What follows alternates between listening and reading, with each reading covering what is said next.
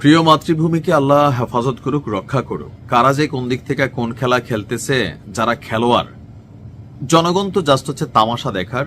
আর যে কোচে রাম তার সাথে জাম, চিল্লায়া বলেন ঠিক কিনা? ঠিক ঠিক, এগুলাই আমাদের কাজ। খেলে তো উপরে, বাংলাদেশকে নিয়ে খেলে আরো উপরে। আমি জানি না যে আসলে কি ঘটতে যাচ্ছে। হুট করে ভারতের দ্বিতীয় বিশ্বযুদ্ধের কয়েকটা বিমান ঘাঁটি সচল করা, বাংলাদেশেরও লালমনিরহাটে পুরনো একটা বিমান ঘাঁটি সচল করা, এটার পরিপ্রেক্ষিতে ভারতের আবার অবস্থান হওয়া। হলদায়, পশ্চিমবঙ্গের হলদায় বাংলাদেশের খুব কাছাকাছি অঞ্চলে একটা নৌঘাঁটি নির্মাণ করা, সবকিছু মিলিয়ে পরিস্থিতিটা কিন্তু পজিটিভ না। এবং ভারত সরাসরি বলতেছে যে এই সরকার পাকিস্তানকে সাপোর্ট দিচ্ছে ভারতের বিপরীতে লড়াই করার জন্য। তাদের আর্মি টার্মি বিভিন্ন সবকিছু ইউনূস সরকার তারা আনতেছে, এগুলো কিন্তু ভারত অভিযোগ করতেছে, যদিও বাস্তবতা হচ্ছে ভিন্ন, কিন্তু অভিযোগ করতেছে। ইভেন বাংলাদেশকে এই মুহূর্তে সার্বভৌমত্বের হুমকি, নিরাপত্তার জন্য ভারত মনে করতেছে, কারণ পাকিস্তানের সাথে মেলামেশা, অপরদিকে চীনের সাথে মেলামেশা, যে দুইটা রাষ্ট্রই আপনার ভারত বিরোধী। তো সবকিছু মিলিয়ে হঠাৎ করে গতকালকে ভারতের সেনা প্রধান যিনি আছেন, জেনারেল উপেন্দ্র দ্বিবেদী, দ্বি আর ত্রি, যারা ভারত থেকে দেখেন একটু আমার জানাইন তো, কেন আমি অনেকের নামের শেষে দেখছি ত্রিবেদী, অর্থাৎ তিন বেদী, নাকি 3 নাম্বার জেনারেশন বংশ, আর একটা আছে দ্বিবেদী, তিনি কি দ্বিতীয়? জাস্ট জানার জন্য। যাই হোক, তিনি বলছেন যে যুদ্ধের জন্য ভারতের সেনাবাহিনী প্রস্তুতি নিচ্ছে, ভবিষ্যতে একটা যুদ্ধ বাঁধতে পারে, আর সেই যুদ্ধের জন্য ভারতের সেনাবাহিনী সম্পূর্ণ প্রস্তুত। গতকালকে রাজস্থানের জয়পুরে সেনা দিবসের কুচকাওয়াজ শেষে সাংবাদিকদের সাথে আলাপ করে তিনি এই কথা বলেন। তিনি বলছেন যে আধুনিক প্রযুক্তি, নতুন কাঠামো এবং দেশীয় অস্ত্র সরঞ্জামের উপর জোর দিয়েছে আপনার ভারত। ভারতীয় সেনাবাহিনী এখন সুপ্রশিক্ষিত সেনাবাহিনী, আধুনিক সরঞ্জাম এবং বহুমাত্রিক অভিযানের সক্ষমতা নিয়ে এগিয়ে যাচ্ছে। প্রযুক্তির ব্যবহার একজন সৈনিককে আরো সক্ষম করে তুলছেন। আত্মনির্ভরতা এখন আর শুধু লক্ষ্য নয়, বরং ভারতের জন্য একটি কৌশলগতভাবে অত্যন্ত জরুরি।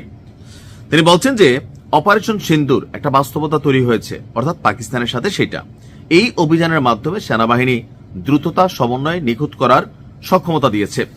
ভারতের দিকে শকুনেরা চোখ রেখেছে। ভারতের সার্বভৌমত্ব বিভিন্ন সময় হুমকির মুখে ঠেলে দেওয়ার চেষ্টা করছে। সেই ক্ষেত্রে ভারত শুধু বর্তমান চ্যালেঞ্জ মোকাবেলা করছে না, ভবিষ্যতে যে কোনো যুদ্ধের জন্য প্রস্তুতিও নিচ্ছে। সেই লক্ষ্যে নতুন করে কাঠামো গড়ে তোলা হচ্ছে, যেগুলো ভবিষ্যৎ চাহিদা অনুযায়ী সাজানো এবং প্রশিক্ষিত করা হচ্ছে। এই যে অংশটা মাথায় রেখেন, পরে আসতেছি আবার। সেই লক্ষ্যে নতুন করে কাঠামো গড়ে তোলা হচ্ছে, যেগুলো ভবিষ্যৎ চাহিদা অনুযায়ী সাজানো এবং প্রশিক্ষিত। ভারতীয় সেনাবাহিনী সবসময় যে কোনো ধরনের হামলা মোকাবেলায় সবসময় প্রস্তুত। ভবিষ্যতে যুদ্ধের জন্য তারা সম্পূর্ণ প্রস্তুতি রয়েছে। আর কুচকাওয়াজ দেখে তিনি এই কথাই বললেন। যে অংশটার কথা বলছিলাম ওই অংশটা আসি। কাঠামো তৈরি করা হচ্ছে, পুরনো বিমানবন্দর চালু, নৌঘাটি, এগুলোই তাহলে সেই কাঠামো। এমনকি প্রত্যেকটা বাংলাদেশের ভেতর দিয়ে কোন রকম অস্থিরতা যেন না হয়। 7 সিস্টার্সে বিশেষ করে শিলিগুড়ি করিডোর, এটার নিরাপত্তায় ব্যাপক হুলস্থুল আয়োজন ভারতের। তো যে কোনো কিছু হইলে তারা মোকাবেলা করতে সক্ষম। বাংলাদেশ নিয়ে তার একটা বক্তব্য হচ্ছে, বাংলাদেশের যে সশস্ত্র বাহিনীগুলো, সেনাবাহিনী, বিমান বাহিনী, নৌবাহিনী, এবং বাংলাদেশের যে সশস্ত্র বাহিনীগুলা, ভারতের যে বাহিনীগুলা, তাদের মধ্যে যোগাযোগ কিন্তু চমৎকার চমৎকার। তিনি বলছেন যে সহযোগিতা হচ্ছে, আদান প্রদান হচ্ছে, কথাবার্তা হচ্ছে। এমনকি দুই বাহিনীর যারা ঊর্ধ্বতন আছেন তাদের মধ্যে আসলে কোনো শত্রু ভাবাপন্ন বা রিস্ক ফিল করা ওরকম না। তো তাহলে কেন এত প্রস্তুতি? এই যে কথাগুলো, তো ওইগুলো পজিটিভ ছিল। আসলে এটা হচ্ছে সম্পর্কের জায়গা থেকে রাখা।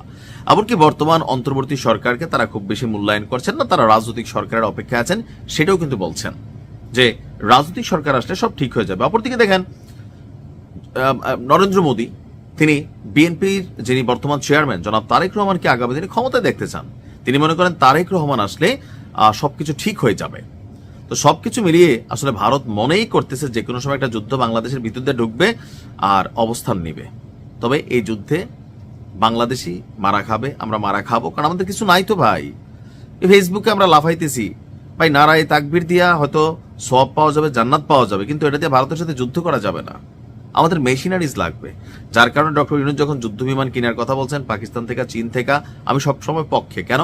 সামরিক শক্তিতে যতক্ষণ আপনি ভরপুর হবেন না, কোনো দেশে আপনাকে গণবে না। এখন তো যুদ্ধ প্র্যাকটিক্যালি হয় না ভাই, আগে মিসাইল মারে, আগে ক্ষেপণাস্ত্র ছুড়ে। ভারতের কাছে আছে পারমাণবিকভাবে সক্ষম একটা রাষ্ট্র, এমনিও আছে বহুত, আমাদের কাছে ওই রকম কিছুই নাই। সো প্র্যাকটিক্যালি থট করতে হবে, সামরিক বাহিনীকে শক্তিশালী করতে হবে, আমাদেরও প্রস্তুত থাকতে হবে। ভালো থাকুন।